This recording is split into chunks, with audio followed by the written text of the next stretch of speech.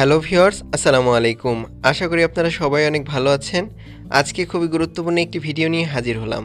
আপনারা অনেকে জানতে চেয়েছেন এপ্রিল মাসে কি সবজি চাষ করা যায় কিংবা কি সবজি চাষ করলে দ্রুত লাভবান হওয়া যায়। সেজন্যই তো আজকে নিয়ে এলাম একটি গুরুত্বপূর্ণ ভিডিও। আজকের ভিডিওতে জানতে পারবেন এপ্রিল মাসে কি সবজি খুব সহজে চাষাবাদ করা যায় এবং কোন ধরনের পদক্ষেপগুলো গ্রহণ করলে সবজি চাষের ক্ষেত্রে আপনারা লাভবান হবেনই। হ্যাঁ ভিউয়ার্স, এজন্যই আজকে একটি গুরুত্বপূর্ণ টিপস শেয়ার করব, সেই সাথে আপনাদের সাথে একটি গুরুত্বপূর্ণ দ্রবণও তৈরি করে দেখাবো, আর যেটি খুব কম খরচে তৈরি করতে পারবেন ঘরোয়া উপায়ে, আর যেটি গাছে ব্যবহার করলে বেশ ভালো ফলন পাওয়া যায়, বিশেষ করে বেগুন কিংবা যে কোনো সবজি চাষের ক্ষেত্রে। তাই পুরো ভিডিওটি শেষ পর্যন্ত দেখতে হবে। তাই চলুন দেরি না করে শুরু করা যাক। শুরুতে আসছে মরিচ চাষ। আপনারা চাইলে এপ্রিল মাসে মরিচ চাষ আরম্ভ করে দিতে পারেন। আপনারা যে কোনো নার্সারি থেকে কিংবা বীজ থেকে চারা তৈরি করে সেখান থেকে মরিচ চাষ আরম্ভ করে দিতে পারেন। আপনারা অবশ্যই চেষ্টা করবেন ভালো জাতের মরিচের চাষ করার জন্য। এক্ষেত্রে উচ্চ ফলনশীল যে মরিচের জাতগুলো রয়েছে, বাংলাদেশে মালিক সিড কিংবা এগ্রোওয়ানের বীজ খুবই প্রেফারেবল এক্ষেত্রে। এছাড়া আপনারা চাইলে এপ্রিল মাসে শসা চাষ আরম্ভ করে দিতে পারেন। শসা বাংলাদেশের একটি গুরুত্বপূর্ণ সবজির মধ্যে অন্তর্গত। এটি সালাদ হিসেবে বেশ পরিচিত। তবে এই মৌসুমে শসা চাষ করলে আপনারা বেশ লাভবান হবেন। আপনারা বাড়িতে টবে ছাদে এটি চাষাবাদ করতে পারেন। এছাড়াও আপনারা চাইলে জমিতেও চাষাবাদ করতে পারেন, যাতে করে বেশ ভালো ফলন পাওয়া যায় এবং প্রচুর লাভবান হবেন। এছাড়াও আপনারা চাইলে এই মাসে অর্থাৎ এপ্রিল মাসে কচু চাষ শুরু করে দিতে পারেন। বিশেষ করে লতি কচুর চাহিদা কিন্তু সারা বছরই থাকে। কম সার ও কীটনাশক প্রয়োজন হয় বিধায় এটি কিন্তু বেশ লাভজনক। আপনারা যে কোনো পতিত জমিতে চাষাবাদের পরিকল্পনা করতে পারেন, তবে এক্ষেত্রে পানি বা স্ট্যান্ডিং ওয়াটার থাকতে হবে। এছাড়াও কচু চাষের ক্ষেত্রে গোড়ার দিকে একটু মাটি উঁচু করে দেবেন, এতে করে প্রচুর কচুর লতি ছাড়া শুরু করবে এবং নিয়মিত ইউরিয়া সার দেবেন। আপনাদের যাদের নিচু জমি রয়েছে কি চাষ করবেন বুঝতে পারছেন না, তারা দেরি না করে লতি কচু চাষ করা শুরু করে দিতে পারেন। এছাড়াও আপনারা চাইলে এপ্রিল মাসে চাল কুমড়া চাষ করতে পারেন। এটি মূলত গ্রীষ্মকালীন সবজি। সো এখন আপনারা চাইলে চাল কুমড়ার বীজ সংগ্রহ করে সেগুলোকে সহজে বুনে দিন। আপনারা চালে কিংবা মাটিতে খড় বিছিয়ে কিংবা এরকম জানলা পদ্ধতিতে চাষাবাদ করতে পারেন। এগুলো খুবই লাভজনক। আপনারা অবশ্যই হাইব্রিড কোম্পানির যে চাল কুমড়ার বীজ রয়েছে সেটি সংগ্রহ করে বুনে দেবেন এবং চেষ্টা করবেন মালচিং পদ্ধতিতে চাষাবাদ করার জন্য। এছাড়াও আপনারা চাইলে এই মৌসুমে অর্থাৎ এপ্রিল মাসে করলা চাষ আরম্ভ করে দিতে পারেন। করলা সারা বছরই পাওয়া যায়, তবে এই মৌসুমে বেশ ভালো পরিমাণ লাভবান হওয়া যায়। বিশেষ করে আপনাদের জমিতে যদি জো থাকে তাহলে করলা চাষের ক্ষেত্রে বেশ উপযোগী। আপনারা টবে কিংবা ছাদে করলা চাষ করতে পারেন। এটি বেশ লাভজনক। এতে আপনাদের পরিবারের চাহিদা যেমন মিটবে, তেমনি বাইরে বিক্রি করে লাভবান হতে পারবেন। হাইব্রিড কোম্পানির করলা চাষ শুরু করুন। এবার রয়েছে মিষ্টি কুমড়া চাষ। আপনারা চাইলে এপ্রিল মাসে মিষ্টি কুমড়ার বীজ বুনে দিতে পারেন, কেননা এই সময় একটি গুরুত্বপূর্ণ সময় এবং উপযুক্ত সময়। আপনারা অবশ্যই গ্রীষ্মকালীন জাতের মিষ্টি কুমড়ার বীজ সংগ্রহ করে তারপর সেটি বপন করবেন। অনেকে শীতকালীন যে বীজ রয়েছে সেটি বপন করে দেন, এজন্য পুরুষ ফুল বেশি আসে। এজন্য আপনারা অবশ্যই সতর্ক থাকবেন। এক্ষেত্রে মিষ্টি কুমড়া গাছের ক্ষেত্রে অবশ্যই হাইব্রিড ভ্যারাইটি বাছাই করুন। এবার রয়েছে লাউ চাষ। আপনারা চাইলে হাইব্রিড জাতের লাউ চাষাবাদ করতে পারেন। লাউ মূলত সারা বছরই পাওয়া যায়, তবে শীতকালে বেশি পাওয়া গেলেও আপনারা এই মৌসুমে এপ্রিল মাসে গ্রীষ্মকালীন লাউ চাষ করতে পারেন। আর আপনাদের গাছ অনেকের বেড়ে গেছে, তখন আপনারা কি করবেন, কাটিং করা শুরু করে দিন। লাউ চাষের ক্ষেত্রে অবশ্যই জৈব সার ব্যবহার করুন।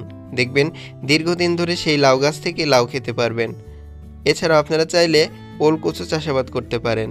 বিশেষ করে আপনাদের বাড়ির পিছনে বা আশেপাশে যেখানে পতিত জমি রয়েছে, ছায়াযুক্ত জায়গা, সেখানেও এটি চাষাবাদ করতে পারেন।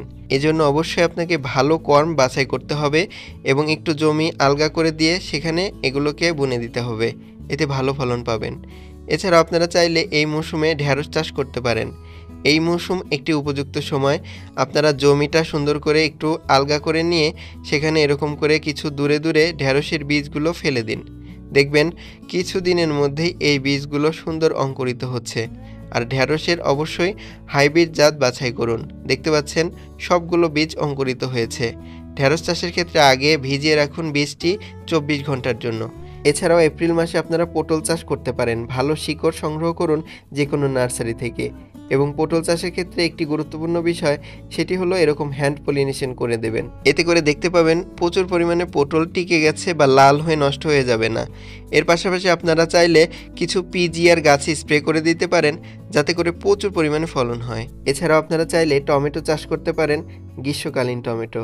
অর্থাৎ আপনারা টবে যারা একটু ভোজন রসিক বা সচেতন তারা করতে পারেন। এবার রয়েছে ডাঁটা শাক চাষ। আপনারা চাইলে দেরি না করে 2-4 টাকার ডাঁটা শাকের বীজ সংগ্রহ করে নিয়ে এসে জমি একটু আলগা করে ছিটিয়ে দিন। এর পাশাপাশি আপনারা লাল শাকের বীজও নিয়ে নিতে পারেন। অর্থাৎ ডাঁটা শাক ও লাল শাকের বীজ একত্রে নিয়ে এগুলো জমিতে ছিটিয়ে দিতে পারেন। এছাড়া আপনারা চাইলে ধুন্দল চাষের পরিকল্পনা করতে পারেন এই এপ্রিল মাসে। এজন্য হাইব্রিড যে ধুন্দলের বীজ রয়েছে সেটি সংগ্রহ করে দেরি না করে অবশ্যই বুনে দিতে পারেন, দ্রুত ফলন হবে। এছাড়া আপনারা অনেকে বলতে চেয়েছেন যে আপনারা কি বরবটি চাষ করতে পারবেন কিনা। অনেকে বলেন এটি শীতকালীন। না ভিউয়ার্স, এটি হলো গ্রীষ্মকালীন সবজি। আপনারা চাইলে এই মুহূর্তে বরবটির বীজ সংগ্রহ করে বুনে দিতে পারেন। বেশ ভালো চাহিদা থাকে এবং এর উৎপাদনও কিন্তু বেশ হয়। আপনারা চাইলে অবশ্যই চাষাবাদ করতে পারেন। বিশেষ করে আপনারা অবশ্যই খেয়াল রাখবেন বরবটি চাষের জন্য যেন গাছের গোড়ায় পর্যাপ্ত পানি থাকে, তাহলে দেখতে পাবেন প্রচুর ফলন হচ্ছে। এছাড়া অনেকে বলেন কোনো টিপস আছে কি যাতে করে দ্রুত সময়ের মধ্যে যে কোনো গাছে, বিশেষ করে মরিচ গাছে প্রচুর ফুল ফল আসে। এজন্য একটি সার অবশ্যই দিতে হবে। চলুন দেখি কিভাবে তৈরি করবেন। শুরুতেই কিছু পরিমাণ ছাই নিয়ে নেবেন একটি ব্লেন্ডারের মধ্যে। এবার নিতে হবে একটি কলা। একটি কলাকে ঠিক এভাবে ছোট ছোট টুকরা করে কেটে নিতে হবে। কলাতে প্রচুর পটাশিয়াম থাকে, যা গাছের জন্য খুবই গুরুত্বপূর্ণ এবং উৎকৃষ্ট জৈব সার। দেখতে পাচ্ছেন, ঠিক এভাবে নিয়ে নেবেন। নেওয়া হয়ে গেলে এর সাথে অবশ্যই কিছু পরিমাণ পানি অ্যাড করে দেবেন। দেখতে পাচ্ছেন আমি এখানে 1 লিটার পরিমাণ পানি অ্যাড করে দিচ্ছি। আপনারা ঠিক এতটুকু পানি অ্যাড করে দেবেন। দেওয়া হয়ে গেলে এবার এটাকে সুন্দর করে ব্লেন্ড করে নেবেন। আপনাদেরকে বলে রাখি, ছায়ে প্রচুর ফসফরাস থাকে, আপনারা অনেকে জানেন না। তো ঠিক এভাবে সুন্দর করে কিছুক্ষণ ব্লেন্ড করে নেবেন। এবার ব্লেন্ড করা হয়ে গেলে সেই উপাদানটি সুন্দর করে ছেঁকে নিন। দেখতে পাচ্ছেন একটি ছাঁকনি দিয়ে খুব ভালোভাবে ছেঁকে নেবেন। এই যে নিচে যে দ্রবণটি তৈরি হয়ে গেল, এটি কিন্তু নিয়মিত গাছের গোড়ায় দিতে পারেন। এটি খুবই উৎকৃষ্ট মানের জৈব সার। আর এটি নিয়মিত যদি গাছে দেন, দেখবেন সেই গাছগুলোতে প্রচুর পরিমাণে ফুল ফল আসছে এবং এগুলো ধীরে কাজ করলেও এটি কিন্তু গাছকে সাস্টেইনেবল করবে, অর্থাৎ দীর্ঘদিন সজীব রাখতে সাহায্য করবে। এছাড়াও যে কোনো গাছে পাতা কোঁকড়ানো দূর করতে এবং গাছের বৃদ্ধির জন্য জিঞ্জার রুট পাউডার নিয়ে নেবেন। কতটুকু নেবেন? আপনারা চেষ্টা করুন 2 থেকে 3 চামচ পরিমাণ 5 লিটার পানিতে মিশানোর জন্য। ঠিক এভাবে মিশিয়ে ফেলবেন। মিশানো হয়ে গেলে অবশ্যই এটাকে গাছে স্প্রে করে দেবেন অথবা গাছের গোড়ায় সুন্দর করে দিয়ে দেবেন।